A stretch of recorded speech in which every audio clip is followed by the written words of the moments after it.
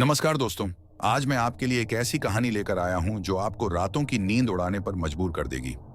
आपने भूतिया कहानियां हो तो बहुत सुनी होंगी, लेकिन जो डर इस कहानी में है वो शायद पहले कभी महसूस नहीं किया होगा।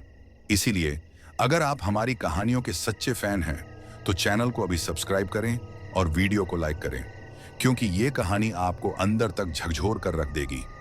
सानिया, एक 21 साल की आत्मनिर्भर और मॉडर्न लड़की, मुंबई के एक पॉश अपार्टमेंट में अकेली रहती थी। वह हमेशा से अपने दम पर कुछ बड़ा करने का सपना देखती थी। उसे अपने लुक्स, स्टाइल और फैशन की दुनिया में एक पहचान बनानी थी।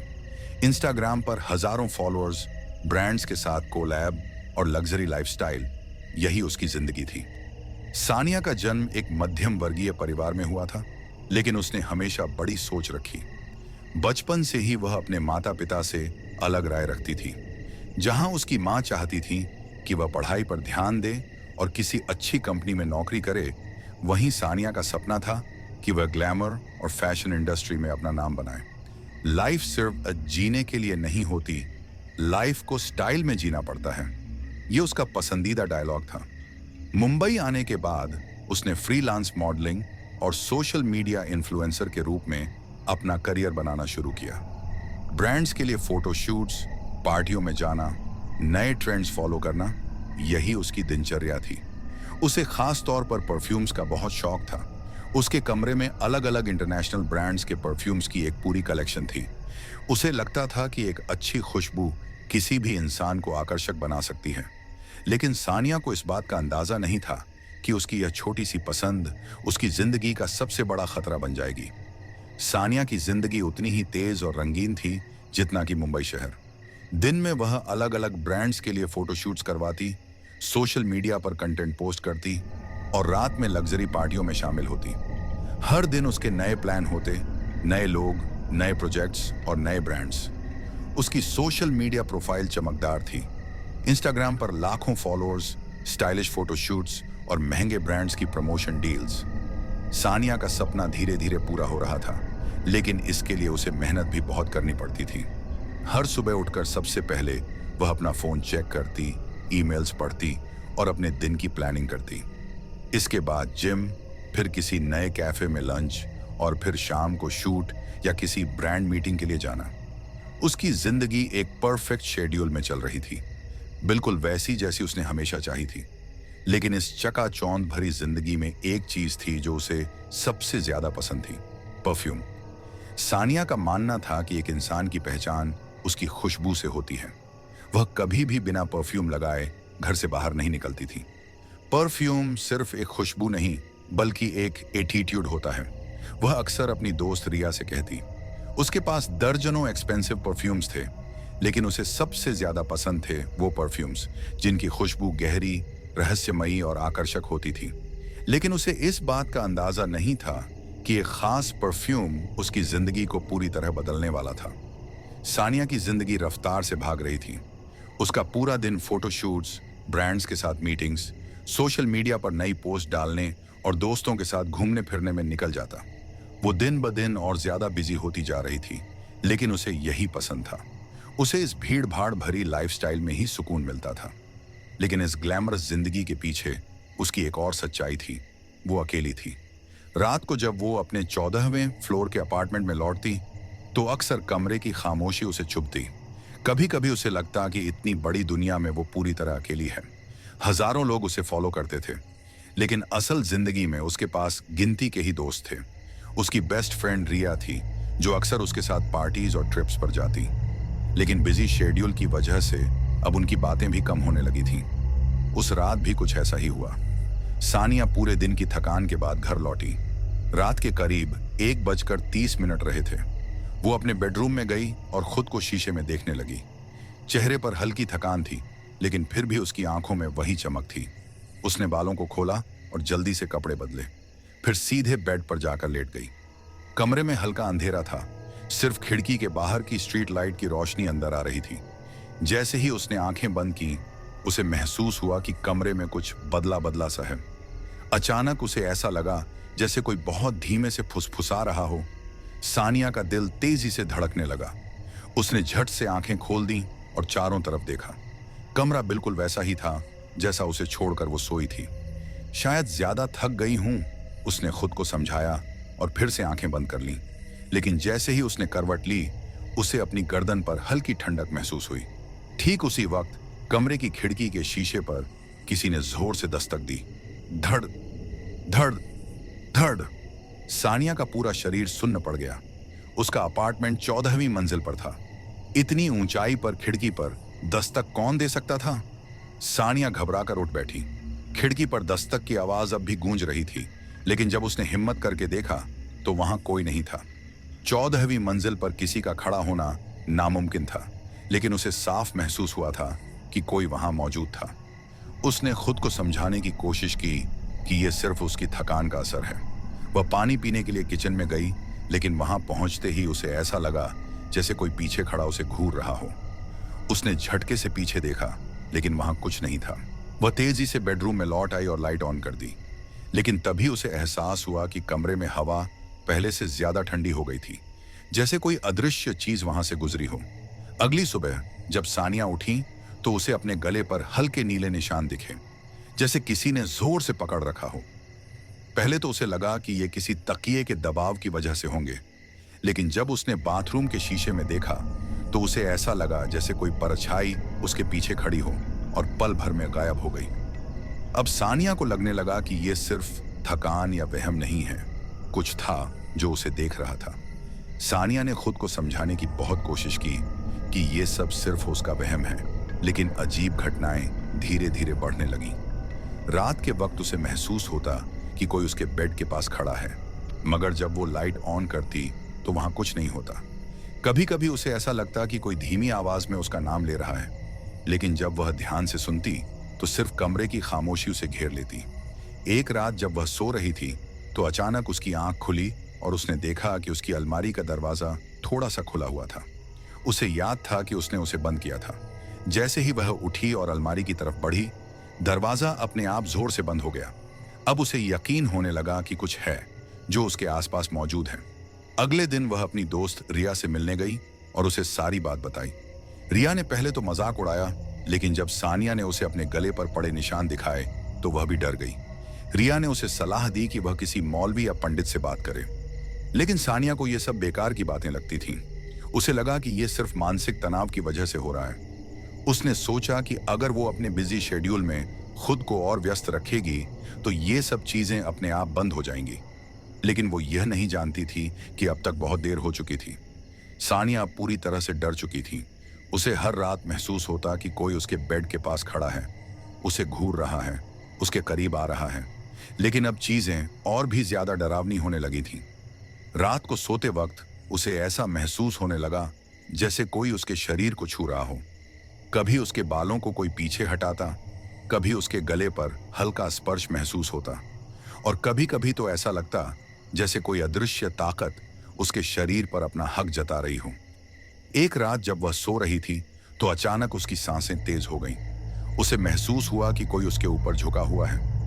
वह हिलना चाहती थी, लेकिन उसका शरीर जैसे सुन्न हो गया था। उसकी आंखें खुली, लेकिन कमरे में घना अंधेरा था। तभी उसने महसूस किया कि उसके होठों के पास गर्म सांसें चल रही हैं, जैसे कोई बहुत करीब आ चुका हो। उसका पूरा शरीर कांपने लगा। उसने खुद को छुड़ाने की कोशिश की, लेकिन कोई अदृश्य ताकत उसे जकड़े हुए थी। अचानक कमरे में पड़ा शीशा जोर से चटकने लगा और उसी पल वो ताकत जैसे गायब हो गई। सानिया हांफते हुए उठी। उसका पूरा शरीर पसीने से भीगा हुआ था। उसने लाइट ऑन की, लेकिन कमरे में कोई नहीं था। अगली सुबह जब उसने शीशे में खुद को देखा तो उसकी गर्दन पर गहरे लाल निशान थे, जैसे किसी ने जबरदस्ती उसे पकड़ा हो। अब वह समझ चुकी थी कि यह सिर्फ एक डरावना सपना नहीं था, बल्कि कुछ और था जो उसे अपना बनाने की कोशिश कर रहा था। सानिया अब हर रात एक डरावने जाल में फंसने लगी थी। वह जितना इस एहसास से बचने की कोशिश करती, यह ताकत उतनी ही ज्यादा करीब आने लगी। दिन में सब कुछ सामान्य लगता, लेकिन रात होते ही वो अजीब एहसास फिर से हावी हो जाता। अब सिर्फ छूने और सरसराहट तक बात नहीं थी। जिन्न अब उसके शरीर पर पूरी तरह से हक जताने लगा था। जब वह सोती तो उसे लगता कि कोई उसे पीछे से जकड़ रहा है। उसकी सांसें उसकी गर्दन पर महसूस होती। उसके कानों में एक धीमी भारी आवाज गूंजती, तू सिर्फ मेरी है, वह हर बार चीख कर उठती, लेकिन कमरे में कोई नहीं होता। हालांकि अगली सुबह उसके शरीर पर गहरे लाल निशान होते, जैसे किसी ने रात भर उसे पकड़े रखा हो। अब उसकी हालत इतनी बिगड़ गई थी कि वह रात को अकेले सोने से डरने लगी। हर रात ऐसा महसूस होता कि कोई उसके ऊपर झुका हुआ है, उसके कपड़ों को खींच रहा है, उसे अपने कब्जे में लेना चाहता है। एक रात जब वह बिस्तर पर लेटी थी तो उसे लगा कि वह नींद और जागने की अवस्था के बीच कहीं खो गई है। उसके शरीर में हिलने की ताकत नहीं थी, लेकिन उसे महसूस हुआ कि कोई उसे अपने पास खींच रहा है। उसकी सांसें तेज हो गईं। उसने खुद को छुड़ाने की बहुत कोशिश की, लेकिन उस अदृश्य ताकत ने उसे जकड़ रखा था। अचानक खिड़की के बाहर एक तेज हवा का झोंका आया। कमरे का शीशा जोर से चटकने लगा और उसी पल वो ताकत गायब हो गई। लेकिन अब सानिया को यकीन हो गया था, ये कोई आम आत्मा नहीं थी, बल्कि कोई बहुत ताकतवर जिन्न था जिसने उसे अपना मान लिया था। अब उसे इस साए से छुटकारा पाने का कोई रास्ता खोजना था, वरना ये जिन्न उसे पूरी तरह अपना बना लेगा। सानिया अब पूरी तरह से डर के साए में जी रही थी। हर रात जिन्न का स्पर्श, उसकी गर्दन पर गर्म सांसें, उसके शरीर पर गहरे निशान, ये सब उसके लिए किसी बुरे सपने से कम नहीं था। उसकी हालत इतनी बिगड़ गई थी कि अब वो अकेले रहने से डरने लगी थी। दिन में सब कुछ नॉर्मल लगता, लेकिन रात होते ही कमरे की हवा भारी होने लगती, खिड़की के पर्दे बिना किसी हवा के हिलने लगते और उसे साफ महसूस होता कि कोई उसके बहुत करीब आ चुका है। अब यह सिर्फ एहसास या छूने तक सीमित नहीं था। जब वह सोती तो उसे ऐसा लगता कि कोई उसके ऊपर झुका हुआ है, उसके कानों में कुछ फुसफुसा रहा है, उसकी उंगलियां पकड़ रहा है। वह जितना इस एहसास से बचने की कोशिश करती, ये ताकत उतनी ही ज्यादा हावी हो जाती। उसकी हालत देखकर उसकी दोस्त रिया भी परेशान हो गई थी। सानिया, तुझे किसी मौलवी के पास जाना चाहिए, रिया ने उसे समझाने की कोशिश की। रिया, प्लीज, मैं इन सब बातों में यकीन नहीं रखती, सानिया ने चिड़चिड़ाते हुए जवाब दिया। तो फिर ये सब क्या हो रहा है तेरे साथ? ये सब तू खुद अपने साथ कर रही है क्या? सानिया के पास कोई जवाब नहीं था। उसे लग रहा था कि वह धीरे धीरे किसी और दुनिया में फंसती जा रही है, लेकिन असली झटका तो उसे अगली रात लगने वाला था। उस रात जब सानिया सोने के लिए बिस्तर पर गई तो उसने महसूस किया कि कमरे की हवा बहुत ठंडी हो गई है। उसे लगा कि यह उसका भ्रम है, लेकिन फिर अचानक उसके शरीर में एक अजीब सा भार महसूस होने लगा।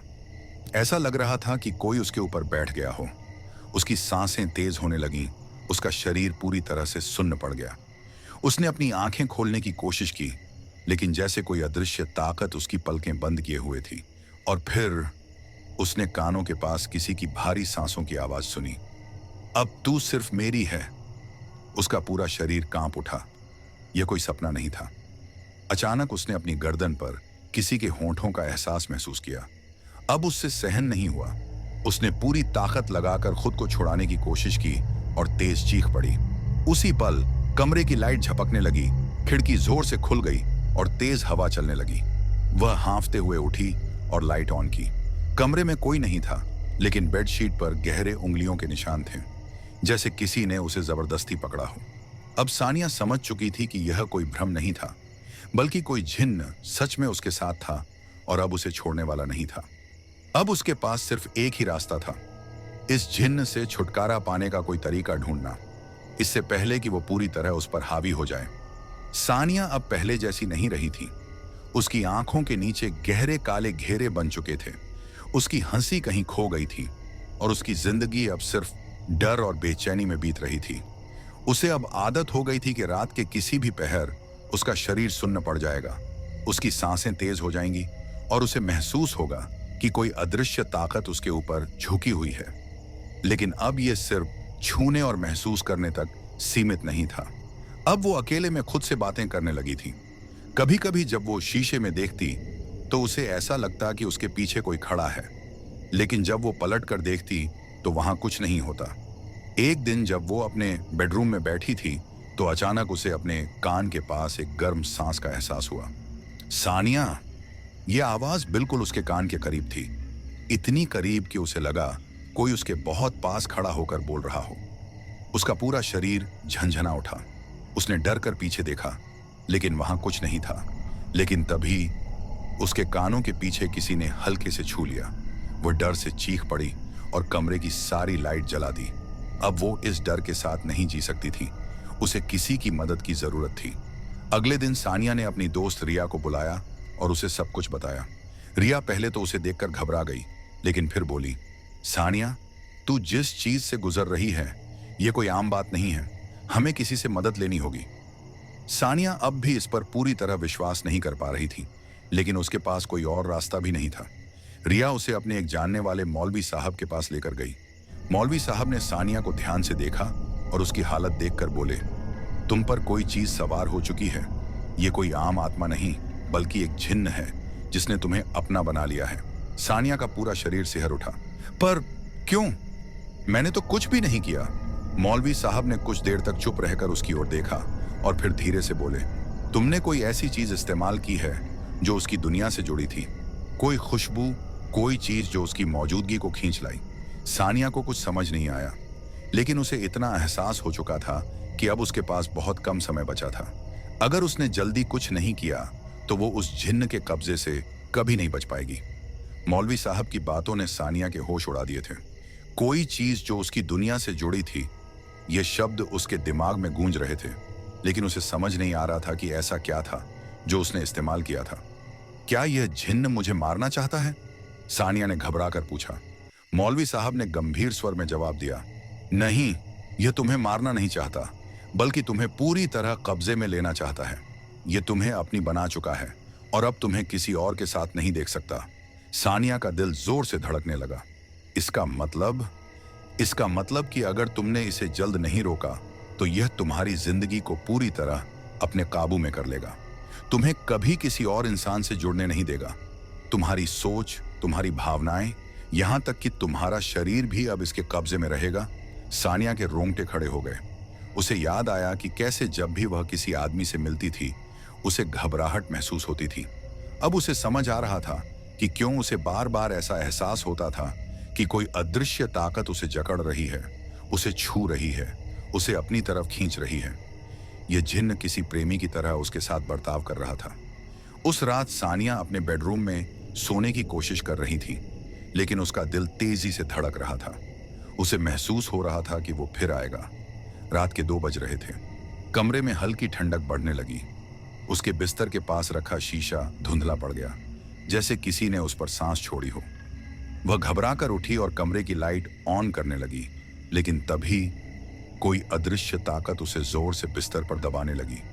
उसकी सांसें तेज हो गईं।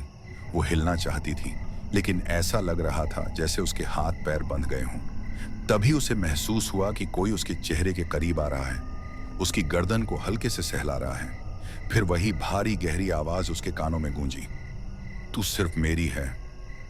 सानिया की आंखें डर से फटी रह गईं। उसने पूरी ताकत लगाकर खुद को छुड़ाने की कोशिश की, लेकिन उस जिन्न ने उसे और जोर से पकड़ लिया। अचानक उसके शरीर में एक झटका सा महसूस हुआ और उसे लगा कि कोई उसकी आत्मा को खींच रहा है। उसकी आंखों के सामने अंधेरा छाने लगा। वह बेहोश हो गई। अगली सुबह जब सानिया की आंख खुली तो वह जमीन पर पड़ी थी। उसका शरीर ठंडा पड़ चुका था, लेकिन सबसे ज्यादा डरावनी चीज थी, उसके शरीर पर अजीब अजीब निशान थे। वह कांपते हुए उठी और शीशे में खुद को देखा। उसके गले और हाथों पर लाल उंगलियों के निशान थे, जैसे किसी ने उसे रात भर जकड़ कर रखा हो। अब उसे यकीन हो गया कि अगर उसने जल्दी कुछ नहीं किया तो वो पूरी तरह इस जिन्न के कब्जे में आ जाएगी। वह भागती हुई फिर से मौलवी साहब के पास पहुंची और रोते हुए बोली, मुझे बचा लीजिए, यह मुझे पूरी तरह अपना बना लेना चाहता है। मौलवी साहब ने गहरी सांस ली और बोले, अब हमें इसका असली कारण ढूंढना होगा।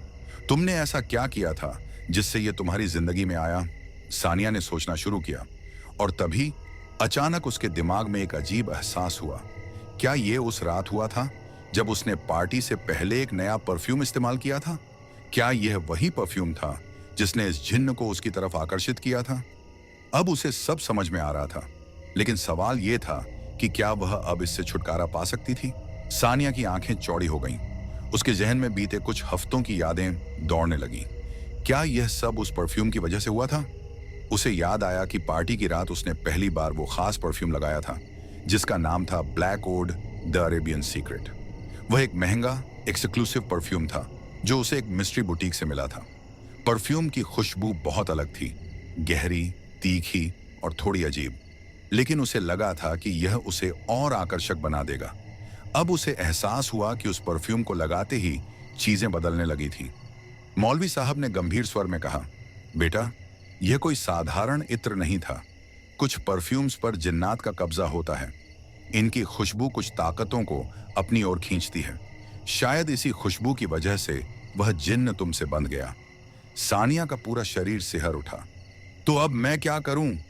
उसकी आवाज कांप रही थी। मौलवी साहब ने कहा, अगर यह जिन्न तुम्हें अपनी बना चुका है तो यह तुम्हें इतनी आसानी से नहीं छोड़ेगा। हमें इसे हटाने के लिए एक बड़ा उपाय करना होगा। मौलवी साहब ने सानिया को एक ताबीज दिया और कहा कि इसे हमेशा अपने गले में पहने। यह तुम्हें कुछ देर तक बचाए रखेगा, लेकिन हमें जल्द से जल्द जिन्न को भगाने का तरीका निकालना होगा। सानिया ताबीज लेकर अपने घर चली गई। पहली बार रात को सोते समय उसे कोई अजीब एहसास नहीं हुआ। न कोई परछाई, न कोई सरसराहट, न कोई फुसफुसाहट। उसे लगा कि अब सब ठीक हो गया है। लेकिन अगली रात सानिया जैसे ही बिस्तर पर लेटी, कमरे की लाइट अपने आप बंद हो गई। उसका दिल जोर जोर से धड़कने लगा। उसने उठकर लाइट ऑन करने की कोशिश की, लेकिन स्विच ने काम करना बंद कर दिया था। तभी उसे बिस्तर के पास ठंडी हवा महसूस हुई और फिर कानों के पास वही भारी गहरी आवाज, तू मुझे छोड़ने की कोशिश कर रही है, यह मत भूल कि तू मेरी है। सानिया का पूरा शरीर कांपने लगा। उसने अपने गले में पड़ा ताबीज कसकर पकड़ लिया। तभी जिन्न गुस्से में चीख पड़ा। कमरे की खिड़की जोर से खुल गई और पर्दे हवा में उड़ने लगे। फिर सब शांत हो गया। लेकिन अब सानिया को समझ आ चुका था कि यह जिन्न इतनी आसानी से जाने वाला नहीं था। अगले दिन सानिया फिर से मौलवी साहब के पास गई। मौलवी साहब, वो ताबीज काम नहीं कर रहा।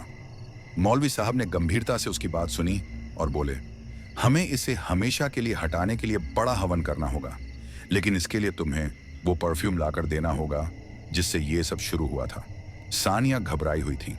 उसने वह परफ्यूम अलमारी में रख दिया था, लेकिन जब वह घर जाकर उसे लेने के लिए अलमारी खोली, वो परफ्यूम वहां नहीं था, बल्कि उसकी जगह वहां एक पुराना जला हुआ शीशे का टुकड़ा पड़ा था, जिस पर अजीब अरबी भाषा में कुछ लिखा था।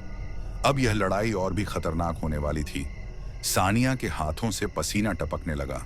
परफ्यूम की बोतल गायब थी और उसकी जगह वो जला हुआ शीशा पड़ा था, जिस पर अजीब अरबी भाषा में कुछ लिखा था। उसने शीशे के टुकड़े को उठाया।